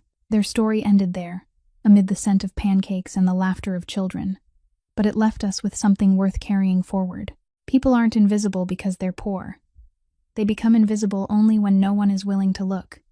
And a true home isn't something we possess for ourselves.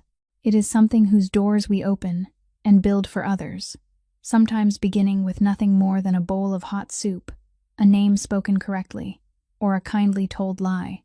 If this story touched your heart, please leave a like, share it with someone you love, and subscribe to our channel so you won't miss the moving stories we bring you every day. How did this story make you feel? Which moment touched you most deeply? Please write it in the comments so we can hear the feelings that come from the depths of your heart. Thank you for staying with us until these final words. We wish you and your family abundant health, happiness in every day, and lasting peace throughout your lives. Goodbye, and we'll see you again in the next video.